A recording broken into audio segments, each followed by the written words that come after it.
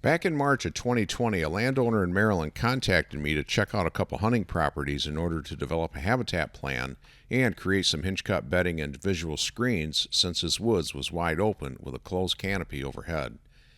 The following hunting season, he saw more bucks and running activity there than he ever had before, so he had me come back the next 2 years to create more of the same on both properties. Since then, he's been sharing photos and texting me on how bucks have moved in and are living in the high ground hinge cuts.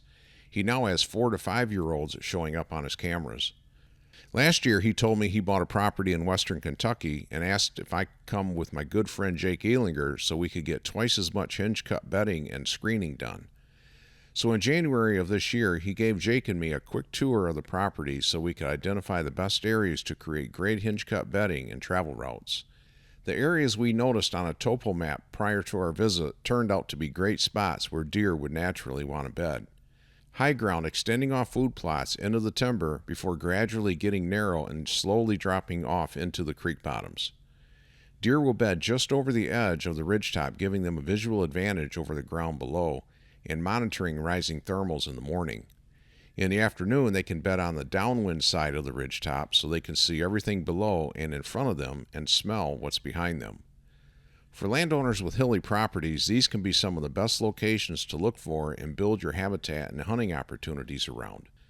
So after identifying several of these areas, Jake and I hinge cut a few of these ridge tops to give deer a safe place to bed with cover on both sides of the ridge with an open travel corridor leading deer up the gradual incline all the way to a large 4-acre food plot. So if we go over here to Onyx Maps and we pull up the property, and if we turn on the hybrid mode, you'll see all the topo lines, which indicates that this is a really hilly property.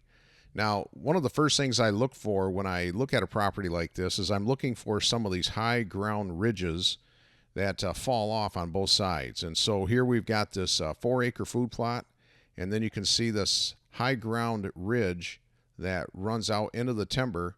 It kind of turns to the northeast here before it starts to drop off down into the creek bed.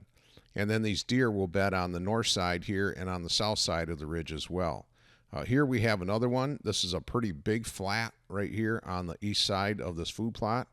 And again, these deer will bed here on the north side or on the south side, but they will bed over here in the center on flat ground if you go in here and you hinge cut and then leave good corridors leading to and from the food plot. And this property had several of these high ground ridges. Now, I don't know if everyone knows about the 3D imagery that Onyx has available. But if you go down here to the bottom right corner just off the screen, there's a little button that pulls up the choice on whether or not you want to view in 2D or 3D. So we're going to be in hybrid mode. We're going to select the 3D image. And what it does is it tilts the map down. And then if you press down your control key, you can move your cursor around left to right and it'll spin the property around. And if you move your mouse up and down while holding down the control key, you can see the contours of the property. So what I'm going to do here is I'm going to zoom in to the spot that we want to look at for the purpose of this video. And you can see this high ground ridge right here where the red dotted lines are. And so this red dotted line represents the area in which Jake and I hinge cut on both sides going all the way down this ridge here. Now once you get zoomed in, you can go ahead and you can tilt this thing up and down. It really is a great scouting tool as well for some of you guys that want to go out of state, hunt public land. And you can really dial in where you want to hunt and where you don't want to hunt and eliminate a lot of scouting that way. So now what I'm going to show you here is a picture of what it looked like before Jake and I started hinge cutting. And we were standing about right here looking down toward the northeast. It looked like an old logging road going down the middle of this ridge with a lot of trees and, just not a lot of sunlight in the summertime. So not a lot of food on the forest floor. So we wanted to hinge cut a lot on the southeast side of the ridge and on the northeast side. And you can see that it does drop off faster here on the southeast side of the ridge than it does here on the northwest side of the ridge. So this is that spot on the map where the red dotted line started heading down that ridge. And so what I'm going to do now is just turn and start going east, and then it'll curve to the northeast. That old tree stand right there was left by the previous landowner. The new landowner is going to take that down. It was probably left there for a reason, right? Because there was probably deer coming up that ridge heading out to that field.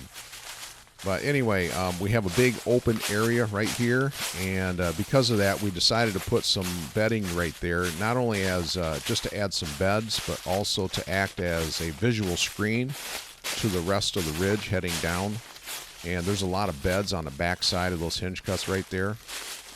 So then I'm going to turn here and just show you on the other side. It's pretty wide flat right there. So more beds down the hillside there on the northwest side of the ridge. And then as I head down the ridge here, you'll see that we've got some trees that are leaning the wrong way, so we decided not to cut those. Some of them are the wrong species where they're not going to stay attached and it's just going to create more timber on the ground, so we just left those. But you'll see that on the right side, we got a lot of smaller trees that we took down and just wanted to do it because we wanted to open up the canopy to the sky. So we got a lot of blue sky now. We got a lot of sunlight coming in. There's going to be a lot more vegetation to come up on the ground, and should just add to the security for these deer. Now we've got some beds here at the base of some of these bigger trees, and deer will actually bed underneath some of these horizontal hinge cuts.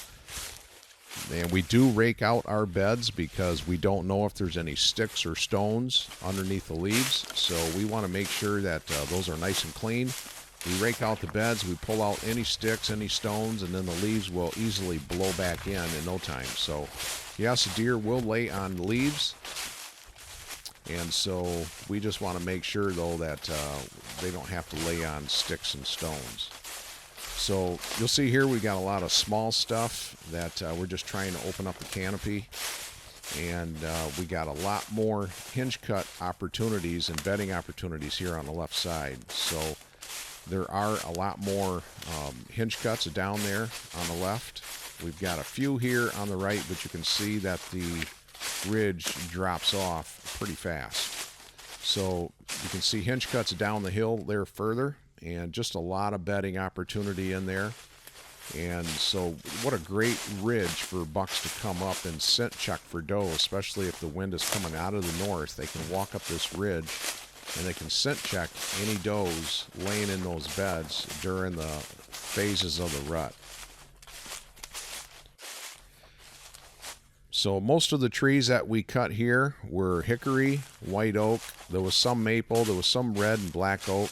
Here was one that was leaning the wrong way, but it was casting too much shade, so I just notched it and fell it, and then I cut a hole through it so that the deer could get through. And then we just rolled part of it right there and made a bed right there that deer can lay up against that log. Then we got some really big hickories here that really do well. They hinge cut, they stay attached, they stay alive for many, many years. These trees are very stringy, so they just really work well. And even if they fall below 90 degrees where the top is pointing down, they still stay alive. We use those as big foundation trees to drop smaller trees on top of, and it really works well to create some good overhead canopy for these deer to go under. And so here we're getting to the end of the ridge, and you can see it really starts to drop off fast now down into the creek bottom, and that is about 150 yards of bedding ridge.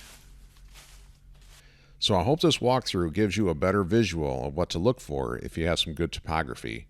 If your property is a lot more flat, you can still create some setups like this if you take the time to plan out a strategy that you can execute. So good hunting this fall. Like and subscribe if you haven't already, and I'll see you on the next video.